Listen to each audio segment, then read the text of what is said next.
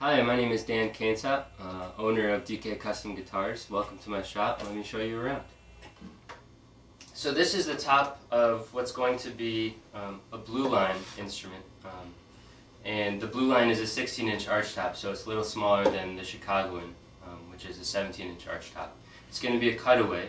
I don't cut the cutaway first, and this is something that's different. A lot of people will cut the cutaway and manipulate the arch to work around the cutaway. And by doing that, you stiffen up the top by adding more geometry than needed. So I do everything as I would normally with a full body, and the last thing I do is actually cutting up the cutaway. So this started as a piece of solid spruce like this. It's actually two halves that are joined together. I join it by hand. Again, this is something that there's argument over. I see a lot of people using a joiner. And what happens when you use a joiner is you get a lot of little imperfections in the surface. When you use a hand tool or just a solid piece of steel, you get a very, very clean edge, which is a perfect glue joint. So there's, in my opinion, one way that a hand tool works better than a machine. So that was how the top started. And the back is kind of the same thing. Here are two pieces of European maple that's destined for a Chicagoan. As you can see, it's two wedge halves right now, and they'll be joined together just as the spruce was. Then after they're glued together, I roughly carve the archings before I do any handwork. And I do this just to save me a lot of time, and I do use a machine to do this because it saves me so much time, and I leave a lot of material on here, so this is just a very rough beginning that I can manipulate the arch in any way I want. I can make it a very full arch, I can make it a very shallow arch, and change things depending on the kind of sound that a client wants.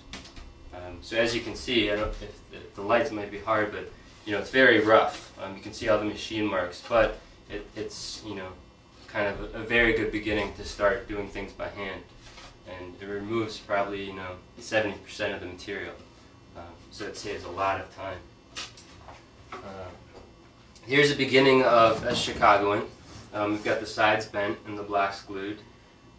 It's in a mold because the mold helps the shape of the guitar stay uniform throughout the whole process until you start gluing the top on, which kind of solidifies it, in which case you can remove it from the mold. So this is the power side of my shop. I have a lot of power tools, and I do use them, and I use them to make my work more efficient and allow me to get to doing the hand work a lot quicker. And my shop is kind of small, so a lot of my stuff is modular. For instance, I have a big table saw and a router that's on this moving kind of assembly that kind of move and get stored out of the way. This over here is a pin router, and it allows me to do a lot of pattern work and cut things out. And how it works is that there's a router installed in this top carriage, and there's a pin on the table, and it corresponds to the bit. And if you have a pattern or something, like here's a pattern tool I made, and this is pretty common. A lot of guitar makers have stuff like this, and they have it because, like I said, it's very efficient, and you can do it faster than if you were to do this with a knife. And you would clamp your your top on here, and that pin follows these little holes, and it's a pattern. And as it follows the pattern, the bit cuts out your material. So in a way, it's like a copy machine to cut holes out and follow certain patterns. So this tool gets a lot of use. Over here, I built this a couple of years ago. Initially, when I was training and doing a lot of violin work, everything was done by hand. And this machine, it's called a pantograph router. And it just saves me so much time in removing bulk material.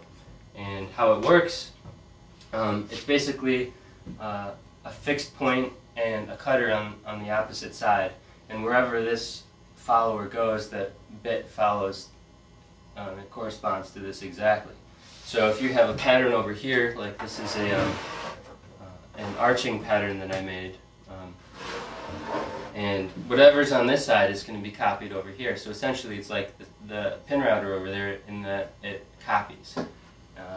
And it's fixed in that these points never change, but it moves in 3 different axes. It moves up and down, from left to right, and forward and back.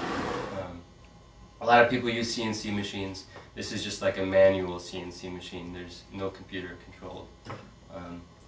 So you would just follow it and have your blank over here and cut it out. And I also incorporated, I can flip these around and remove some of the material in the back. So the end result is something that I can go right to handwork on and